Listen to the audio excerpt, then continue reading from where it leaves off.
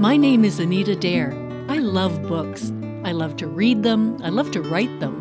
I've traveled all over where I've found incredible stories, but the ones that are closest to my heart are the ones from right here. This is Made in Manitoba, Stories from Home, a show about Manitoba books and the authors who write them.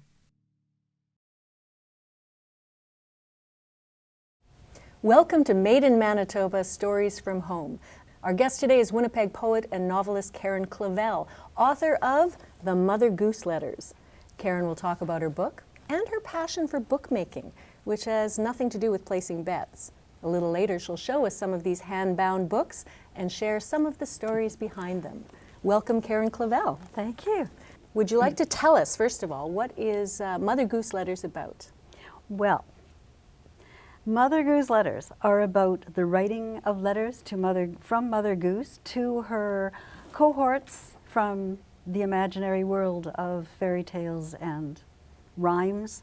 She has an agenda. She's here on the Canadian prairies, relocated from England, and she writes and tries to get people over here. The things she misses from home, people who work, people or characters who provide services, pretty much about anything that someone missed when they first came from overseas to settle on the empty prairies, what they saw as empty prairies. So this is a migration story. It's a migration story. Takes place in the 1800s. Yeah. And her letters home to very specific characters.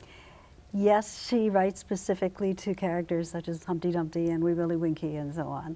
But it goes faster, or pardon me, it goes further than just the 1800s. She's pretty contemporary. She doesn't use a computer, but she uses a typewriter. Badly. She gets her dactyls on there and uses them badly, but... Yeah, I did notice that. Your letter portions are actually in the latter half of the book. Yeah, and she's got a bad typewriter. Well, and some people are better at typing than others. I noticed when the Prime Minister wrote to Mother Goose, demanding that she stop, or encouraging people to leave Great Britain and go to the prairies. He had a big problem with that for some reason, but his typing was terrible. He had lost nobody his to do it for him. secretary. Oh, that's right. The secretary ran off. And who was the secretary again? Who was it? Mary? No. The one looking after the sheep? Yeah, Little Bo Peep. Little Bo Peep, Yeah. yes. And so she ran off with Little Boy Blue or yeah, one and of those characters, yes. That's one thing that I noticed as you read further. The first part of the book, and we should talk about this, there's other things. It's not just letters, but the latter half of the book with the letters, there's so much, it's stories crisscross. You've got Jack the Builder and Jack Sprat and all of these different characters that are crossing over, and of course they all know each other. Well, they do all know each other, but the thing was, when she first wrote to them, nobody wanted to come, so they would fob off the letter and the invitation to somebody else. So I don't know if you picked up that pattern. I did notice but that. Humpty says, call Wee Willie Winkie. He's having a tough time. And Wee Willie Winkie says, call Mistress Mary. And so they pass her invitation on to others. Yeah, they didn't play with her. They weren't really encouraging it, although she did her best to make it all sound really wonderful. Although not everybody stayed there. She did encourage the old woman in the shoe to go back to Britain, didn't she? Yeah, she had a problem with the old woman and all her children hanging out of the windows like sheets. Yes, she was trouble. That old woman was trouble. Your characters are very opinionated, and their voices do come through quite with a great deal of strength, very, very clearly. But they're also changed. They're changed in other ways. I mean, you've created these personas that we get to know through the letters, but again, that's the latter half of the book. But you've written all of these updated poems, all these updated nursery rhymes, and included a few stories. How did you decide the format to put it together? That just kind of came to me. It was the idea of the history of our place is that it has been unstoried in European terms.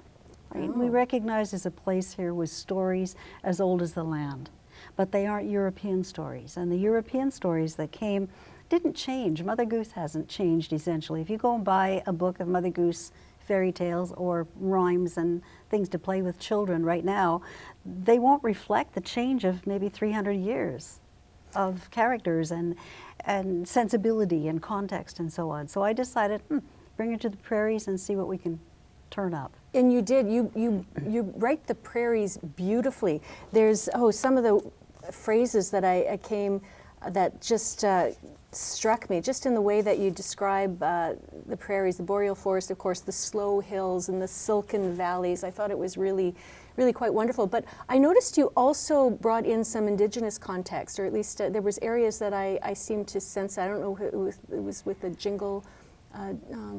I tried to make echoes. I tried to Echoes, yeah. to have a recognition of Indigenous people without totally changing the landscape of the stories I was telling. Right, because and the you want to be landscape is respectful. primarily a British landscape with expectations transferred to this place. Now you mentioned Humpty Dumpty and poor wee Willie Winky, who now insists on being called Will. And there is an acknowledgement that language has changed, and he doesn't like people snickering at his name and this and that. And poor wee Willie, I mean, just because he's keeping track of children and asking after children, he's getting in some trouble, and that's why it's getting a little uncomfortable for him over in Britain. But by the same context, you've got the old woman who's beating her children and sending them to bed. So there's you need to go away from these children. You separate them, and you bring that sort of awareness in. But I have to ask you, do you have a favorite character or a favorite story? I think my favorite story probably is the Red Riding Hood story. Yeah, right at the beginning, you open the book with that. Yeah, because she and the mother and the grandmother take the agency, turn the tables on the wolf. It's a bit of a feminist story, but very inclusive of Prairie Place and so on, and it was just fun to write that. You bring your fictional scholar in at that point, because you've got all of these stories and nursery rhymes and letters wrapped up in the context of this scholar that found these letters and actually acknowledges that your young women in these stories, or Mother Goose's, young women are, today anyway, they're smart. What she's seeing is they're clever, they're smart, they're strong, and she brings that in. Why did you decide to bring in your scholar to bring it all together? Well, I had a bunch of letters, and I didn't have an explanation of how someone would actually come across them. So I started out placing them in an archive and have my fictional scholar find them. And of course, that in an archive, that a phenomenal find is undiscovered letters, whether they're Robert Louis Stevenson's or to whomever the letters belong. Tremendously exciting find. So that was the device I used to explain the presence of the letters and to let the young woman off the hook at the end by saying, okay, here they are. Well, how did you come to write this book? Like, you had all of these letters and these ideas, but where did the idea come from? Why did you decide to write about Mother Goose? I think Mother Goose as Goose, just the notion of the goose itself and the migratory patterns that we know of geese, I think was enough to kind of set me thinking, okay, what can we use that belongs to the prairies, that is something that a symbol that we all enjoy and love. We're pretty fond of our Canada geese. I thought, what if we use the geese and the relationships of the geese to the Prairie Place and kind of superimpose that and of on course, Mother Goose. We're all so familiar with these Mother Goose tales. I brought this book. I wanted to show you. This is my beat-up old book that has the Mother Goose tales. You mentioned that when you read the Mother Goose stories as a child, you thought the illustrations were terribly ugly. But then you read them to your own children, and you read them to your grandchildren, and your ideas sort of changed? They didn't change. I think a lot Not of about the illustrations. the depictions about the illustrations are, I don't find them very attractive. Yeah. But that's subject to the time that they're coming out of. I realize why, right? And they aren't all done by I forget who did the Blue Fairy books, but they aren't all done by a Gustave Doré or, an illustrator who was interested primarily in beauty. Right. And you were working on so many scholarly works, so I imagine this was just a fun flip for you. It was tremendous fun, yeah. Two things happened when I was working on scholarly pursuits there. One was that I started playing with watercolor, and playing with watercolor, just the watercolor fell onto the page and I had landscapes. And I thought afterwards, now looking back, even at the time, I thought that that's pretty interesting because I'm dealing with landscape. I was looking at settlement patterns and migration and prairie place and garden in the prairie place and what people made of the garden. Did they conceive of the prairies as garden? It's the biggest garden in the world. It is, and you write it beautifully. Thank you. I enjoyed writing it. You are tuned into Made in Manitoba Stories from Home with today's guest, Karen Clavelle, author of the Mother Goose Letters. I'm your host, Anita Dare. We'll be right back.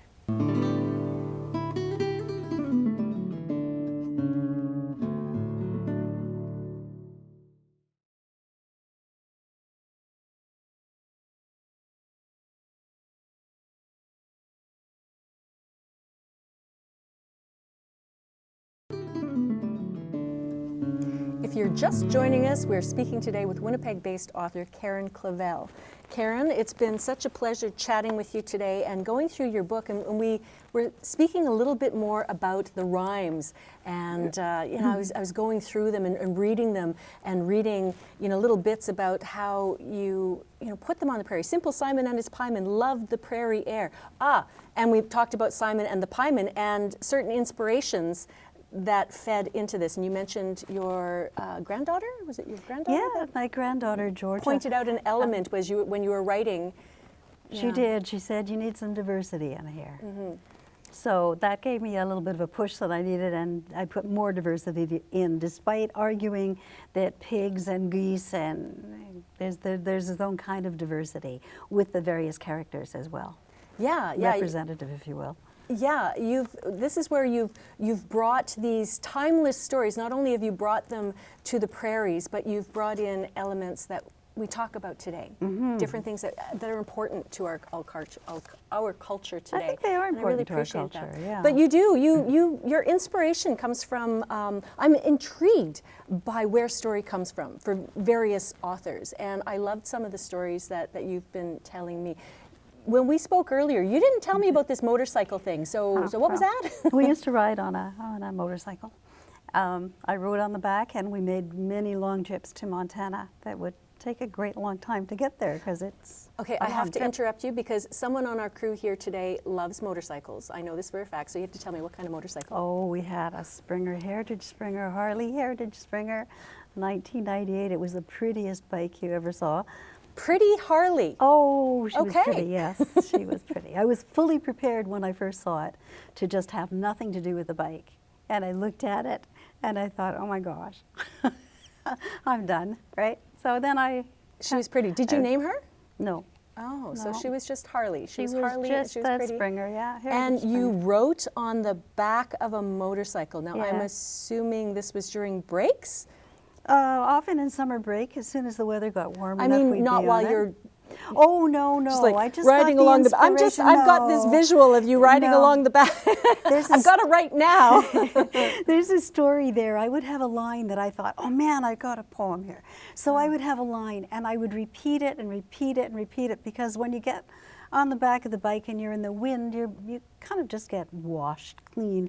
Most things just leave your brain. It's relaxing, it's lovely, right? So I would think, I've got these words, I'm gonna hold on to these words, and darn, by the time I got off the bike, the whole thing would be gone. So no, I didn't write anything on the bike. What I did was feel the air and the sky and the smells and the bugs and fields of canola and blue flax, and it was just brilliant. It was the silken valleys that stayed with you. It was brilliant. Stuff, yeah. That when you sat down to write, you were able to do that. Yeah. Your inspiration comes from unusual places sometimes, places that I wouldn't expect. Potluck dinner. Oh. Foods. Foods, yes, foods I'm big on. I mentioned to you that I stumbled onto a lovely dish of kugel at an event that I went to, where there's a potluck that somebody had brought, and I'd never seen kugel before. But the coincidence here is that just a few days before I was at that event, I was writing about a family who would have brought kugel to a prairie event. You mentioned the importance of finding the voice of your character. We were talking about that as well. And so you found the voice of your character, and that's what brought you, you said it was a Jewish character, and you could hear this character? Yeah, I wanted to place a Jewish family in a prairie town. I was creating a prairie town, and I wanted to make sure that people were represented as they existed in this town. So, and I've thought a lot about migration and what it means to leave friends and family behind, and thought about a Jewish family existing in a community where there was no synagogue, no women's auxiliary, kind of no support for them culturally, and what would they do? And so I tried to integrate them through food. Through food? Yeah, well, food through the Women's Institute at the church. Food does unite us. Yes, through music as well. Yeah. Well, and the part that we're not mentioning here is this potluck was at my house. And this is where I had this really huge faux pas when we were chatting earlier. I said, oh, I'm looking forward to meeting you in person. I said, Anita, we know each other. Just like, oh, yeah. Well, that was the disconnect that happens sometimes. I don't know if you ever experienced that when you're with your characters or whatever, but I felt foolish and I was happy to. That was all on me. And it was, but I do remember that, and I do remember who brought the kugel. Yes, Isn't that a song? Who brought the kugel? I don't know. I think it should be. Doesn't your granddaughter play ukulele, or maybe that was somebody else's granddaughter? Not mine. Okay, this is where my well, brain she is may, going but again. no. Yeah. So Harriet Zaidman is the one who, and she has her North and Nosh food blog, and she had brought this kugel, and that's interesting because Harriet Zaidman is also she's a children's book author in our community and a book reviewer, and she also has this blog, this food blog called North and Nosh, and so we'll be having her on the show a little later. She was also lovely and supportive, and said what a lovely way to bring Jewish community into this book. Yeah. So I was a little wary of using that particularly, and she said, no, this is lovely. With food, you know, and this is the thing, whenever we're writing, when we touch on other cultures, we want to be very careful about voice appropriation. Yes, we've talked about that, that's huge, and I think every writer that I know really tries to be respectful, but there are times when one culture does touch on another, and we need to bring that into the story, so food is a lovely way to do that. Food is a passion for so many people. It's a contact point, yeah. You have a number of passions. I do. Yeah, I mean gardening, coming from your I'm family not a gardener. farm. No, well, the plants and no, we have that in common. No, I am not a I gardener. love plants, but I garden in my heart. Oh, I'm going not to a use that. gardener. Did you hear that? She gardens in her heart. I want that on a T-shirt. Yeah. I garden in my heart. Yes. Okay. Well, the prairie plants are certainly something that you've written about beautifully, but your true passion is bookbinding. No, I think my true passion is writing, but the second passion would be bookbinding. But I have to say something before we move on. I have to recognize or mention, seeing I mentioned one grandchild, Yes. I can't leave the other two out. Well, you better, So, yeah.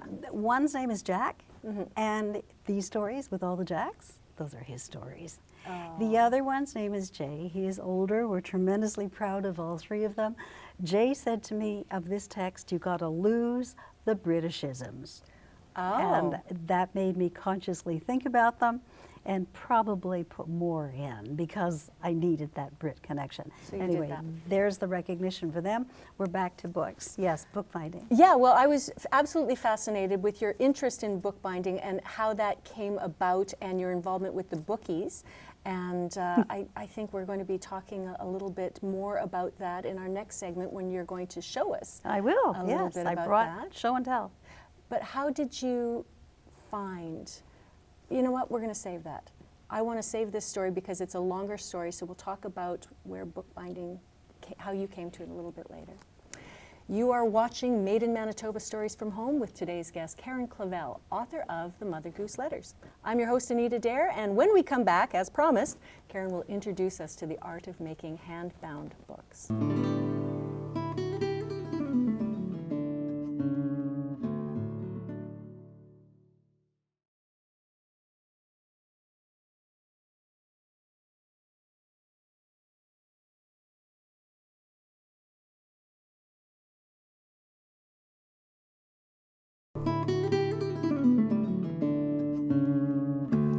Welcome back to Made in Manitoba, Stories from Home.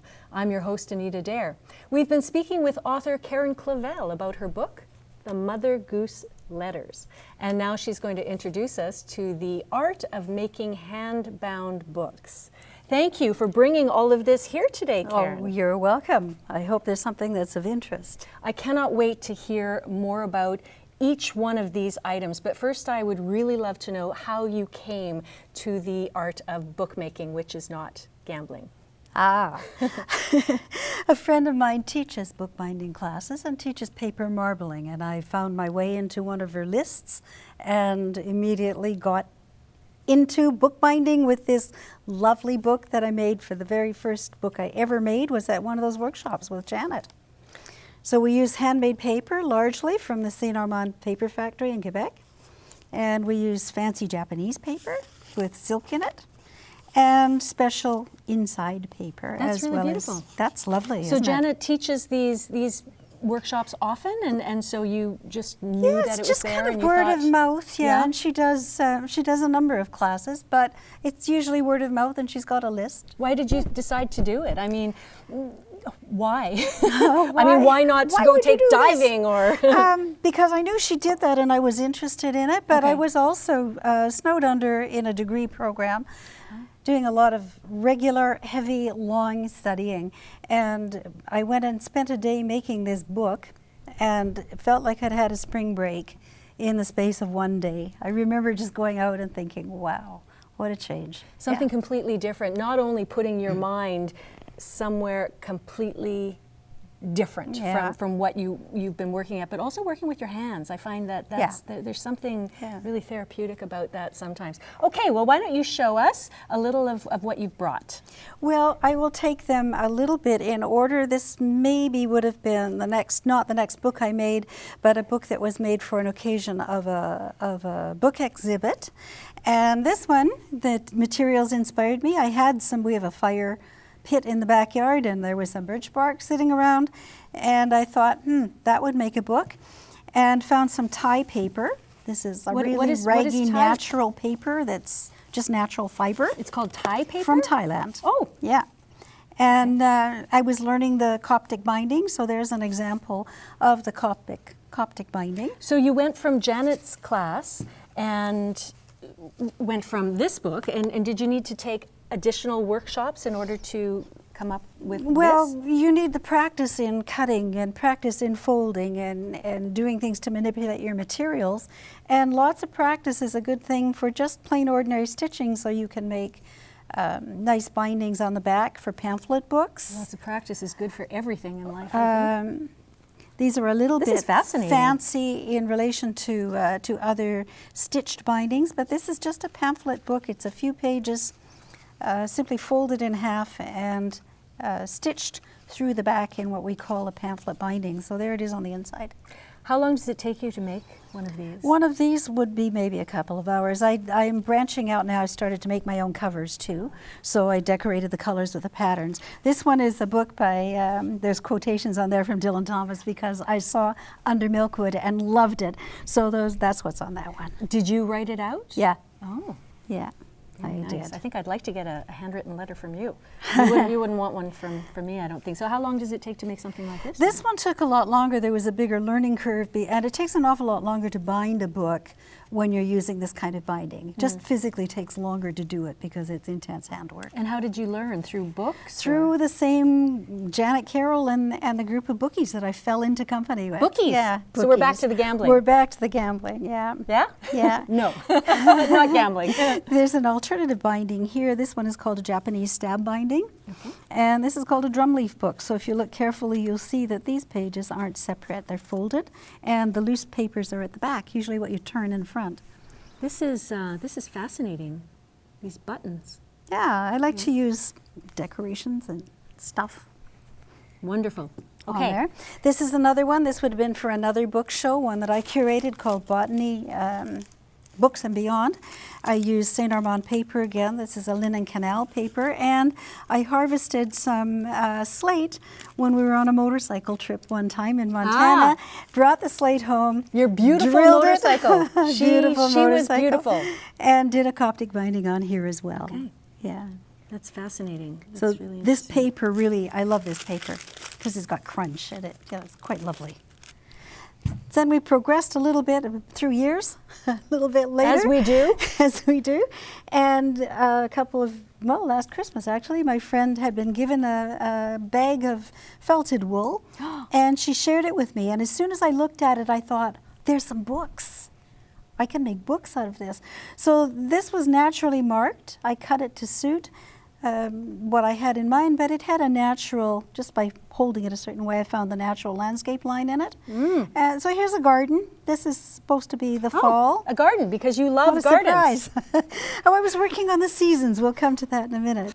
That is beautiful. That's that one. It just strikes me that everything that you have here has a story associated with it. They do, in a way, It's like when you have pieces of art hanging in your house. A lot of times we have memories attached to what struck us, where we were, and perhaps the person who made that piece of artwork. These do, for sure, yeah. Last year I decided I'd try my hand at jewelry making. Okay. And I was trying my hand at new kinds of books, and I discovered the Turkish map fold, and there it is. And the Turkish map fold. This is a Turkish map fold book. It's kind of like calligraphy. It is. This is marble paper, so this is the marble paper. And just kind of fun to think of wearing a little secret or a little book around your neck. So I made some of those. That was good fun. What are these over here? These are books that are very, very simply bound books in the way that this one is. The bindings are similar. They're pamphlet binding. So there's only 3 holes in the back of the book. The paper is simply folded in half, and it's tied on the inside or the outside. These books were published by Matt Judry at Bay Press. Each of these contains a poem that was commissioned from me to contribute to the book. And we developed the 4 poems as the seasons. Beautiful. And there's 4 lovely books that came out of that. So you worked with Matt before this book then. And you have to tell me, what have we got here? This is what started the Mother Goose letters. I wrote the Mother Goose letters and decided that I needed somehow to keep the letters together and have a way of organizing them, but I didn't want them fixed in any particular order. There was not a chronological order imagined for them. So I wrote out the letters and I did various things. There's Humpty Dumpty's eggs, for example. So Humpty Dumpty had a postcard. This is beautiful. It was fun doing. And there's, who else have we got in here? We've got one of Wee Willie Winky's telegrams, and there's another one here, because that's how he sent his mail to the goose. We have Western... I noticed he's crossed out wee. Yeah, he doesn't like being called Wee Willie. He likes being called Willie. This is a Western Union telegram that came from Jack the Builder when he got really ticked with the goose and the old woman who lives in a shoe. And he wrote back to the woman, to the goose, he said, "Jack does not build. I know your tricks, stop. I'm not coming. Send my girl home." Jack, because she had hired his secretary. And that did end up in the book, reference yeah, to that one's in the telegram. book, yeah. So when I needed something to hold the books in, to hold the letters in, I made a letter file. So this is a handmade letter file, and the envelopes are glued together, and made the covers as I'd learned to do with my bookbinding friends. So these letters really did come well before the book as a work of art all on its own. They did. Yes. I think it's wonderful. And then you brought all of this incredible work to Matt, who turned it into this beautiful book. Final word of advice, if anybody in our audience is interested in bookbinding, where would you send them? Well, I've dropped a few hints for bookbinding in this conversation. YouTube has terrific stuff for starting to learn. You need basic materials. I just used quilting materials to start with, a quilting of Forgiving Mat and an X-Acto knife. And away I went. And you've brought us a beautiful tapestry here today. Such a textured interview, I would say. Good, yes. Thank you so much for being with us today. Oh, thank you for having me. You've been watching Made in Manitoba Stories from Home, a show about Manitoba books and authors. Our guest today has been Karen Clavelle. On behalf of our entire crew, thank you for joining us. If you have any questions or comments about the show, information will be on your screen in a jiff. Thank you for sharing your time with us. I'm Anita Dare.